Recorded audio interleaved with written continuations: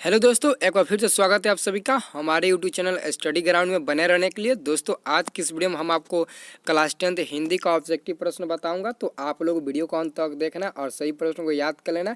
ये सभी प्रश्न आपके मैट्रिक एग्जाम के लिए काफ़ी इंपॉर्टेंट है, ठीक है। तो आप लोग ज़रूर वीडियो को अंत तक देखना, ठीक है। तो चलिए दोस्तों वीडियो स्टार्ट करते हैं। दोस्तों यहाँ पर क्वेश्चन नंबर फर्स्ट है हिंदी का कि भीमराव अम्बेडकर की मृत्यु कब हुई। तो भीमराव अम्बेडकर की मृत्यु कब हुई थी।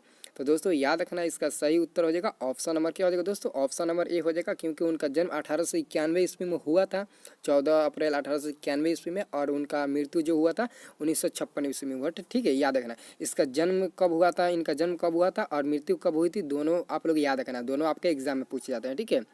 दूसरा नंबर प्रश्न है कि the caste in India their mechanism के लेखक है। मैकेनिज्म के लेखक कौन है। तो दोस्तों इसका तो आंसर आप लोगों को पहले से पता होगा, इसका आंसर आप लोगों को पहले से पता होगा, इसका लेखक भीमराव अम्बेडकर ही है, ठीक है। याद रखना। अगला क्वेश्चन 3 नंबर है दोस्तों। अगला क्वेश्चन क्या है, 3 नंबर। दोस्तों यहाँ पर 3 नंबर प्रश्न है। 3 नंबर प्रश्न क्या है कि नलिन बिलोचन शर्मा की कहानी है।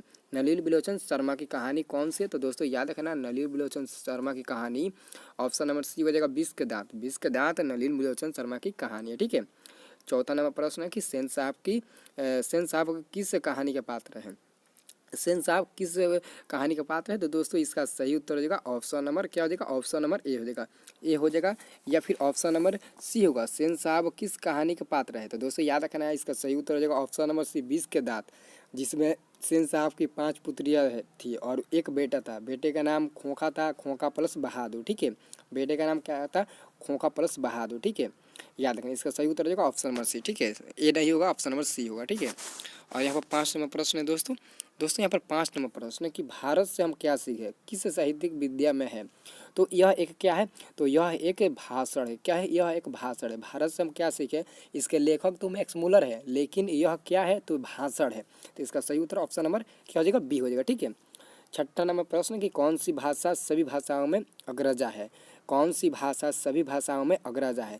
तो याद रखना इसका सही उत्तर क्या हो जाएगा दोस्तों, तो इसका सही उत्तर हो जाएगा ऑप्शन नंबर सी, संस्कृत सभी भाषाओं में अग्रजा, ठीक है।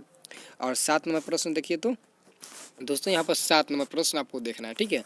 7 नंबर प्रश्न है कि नाखून क्यों बढ़ते हैं। यह प्रश्न लेखक के समक्ष किसने मतलब कि लेखक के समक्ष किसने उप में किया, किसने किसके उप में किया, ठीक है। तो इसका सही उत्तर क्या जाएगा, पत्नी के रूप में, मित्र के रूप में, छोटी बेटी के रूप में, या फिर नौकर के रूप में, ठीक है। इसका आंसर क्या हो जाएगा, ऑप्शन नंबर बी हो जाएगा, छोटी बेटी के रूप में, ठीक है। छोटी बेटी के रूप में ऑप्शन नंबर बी हो जाएगा, ठीक है। 8 नंबर प्रश्न कि नाखून मनुष्य का क्या था, प्राचीनतम हथियार या फिर मध्यकालीन हथियार। ये तो सबको मालूम होगा, नाखून मनुष्य का सबसे पुराना हथियार था, ठीक है। तो पुराना का मतलब क्या होगा, प्राचीन, ठीक है। तो इसका सही उत्तर क्या हो जाएगा, ऑप्शन नंबर क्या हो जाएगा, ये हो जाएगा, पुराना हथियार था मनुष्य का नाखून, ठीक है। याद रखना। अब क्वेश्चन हम आपको कितना नंबर बताएंगे, 9 नंबर, ठीक है। अब यहाँ पर हम आपको क्वेश्चन 9 नंबर बताएंगे, ठीक है। यहाँ पर 9 नंबर दोस्तों क्वेश्चन है 9 नंबर, ठीक है।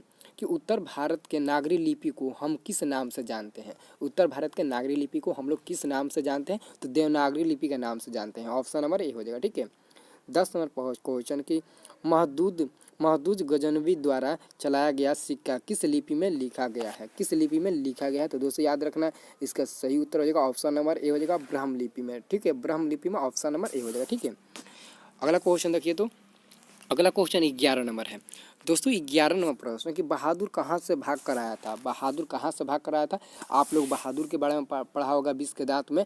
तो बहादुर कहाँ से भाग कर आया था, इसका तो आपको पता होगा। तो बहादुर नेपाल से भाग कर आया था, ठीक है। इसका आंसर हो जाएगा ऑप्शन नंबर सी, ठीक है। 12 नंबर प्रश्न है कि रिश्तेदार जी पत्नी के कितने रुपये खो गए थे। रिश्तेदार की पत्नी के कितने रुपये खो गए थे।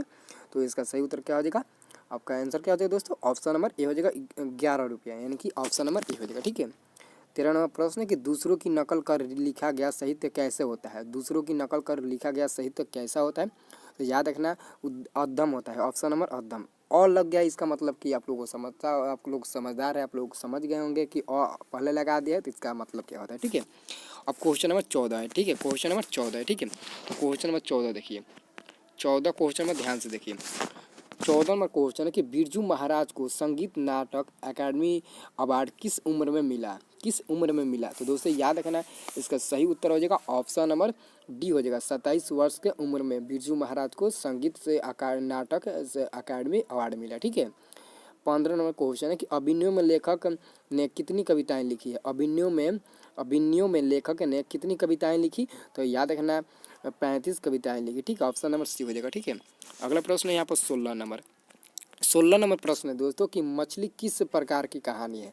मछली किस प्रकार की कहानी है, ऐतिहासिक, सामाजिक, व्यंग्यात्मक या फिर मनोवैज्ञानिक। तो इसका सही उत्तर क्या होगा दोस्तों, ऑप्शन नंबर क्या हो जाएगा, सी हो जाएगा, सामाजिक। मछली एक सामाजिक कहानी है। ठीक है, सामाजिक कहानी। अगर पूछ दे कि मछली क्या है, कहानी, निबंध, नाटक, भाषा, तो आप लोग कहानी माना, क्योंकि कहानी कह रहा है क्वेश्चन में। ठीक है, 17 नंबर प्रश्न है कि बिस्मिल्लाह खां के मामा का नाम था। बिस्मिल्लाह खां के मामा का क्या नाम था, तो याद रखना बिस्मिल्लाह खां के मामा का क्या नाम था, तो साथ ही Sadiq Hussain. Option number C हो जाएगा। ठीक है, 18 नंबर प्रश्न है कि भारतीय संस्कृति किसका प्रतीक है। भारतीय संस्कृति किसका प्रतीक है, इसका आंसर हो जाएगा एकता का, मानवता का, विविधता का, और ऑप्शन नंबर डी में है विभिन्न संस्कृतियों के समाजों का। तो इसका सही उत्तर हो जाएगा ऑप्शन नंबर डी ही होगा। ठीक है, ऑप्शन नंबर डी ही होगा। ठीक है, याद रखना। और अगला प्रश्न दोस्तों यहाँ पर अगला प्रश्न 19 नंबर है। 19 नंबर प्रश्न है कि गुरु नानक के अनुसार किसके बिना जन्म व्यर्थ है। गुरु नानक के अनुसार किसके बिना जन्म व्यर्थ है, तो याद रखना राम नाम के बिना जन्म व्यर्थ है गुरु नानक के अनुसार। ठीक है, आंसर हो जाएगा ऑप्शन नंबर डी। ठीक है, और अंतिम प्रश्न है कि गुरु नानक किस भक्ति धारा के कवि है। गुरु नानक किस भक्ति धारा के कवि है, तो याद रखना गुरु नानक निर्गुण भक्ति धारा के कवि है। ठीक है, इसका आंसर होगा ऑप्शन नंबर है। ठीक है दोस्तों, वीडियो अच्छी लगी तो लाइक कमेंट जरूर करना। जितने भी लोग वीडियो देख रहे हैं सभी लोग एक एक कमेंट और एक एक लाइक कर देना। अगर चैनल पर नए हो तो चैनल को सब्सक्राइब कर दो, क्योंकि इसके बाद जो वीडियो मिलेगा आपको मैथ का वायरल ऑब्जेक्टिव क्वेश्चन मिलेगा। बोर्ड के लिए काफ़ी इंपॉर्टेंट क्वेश्चन होगा। ठीक है, आप लोग ज़रूर वीडियो को देखना। ठीक है।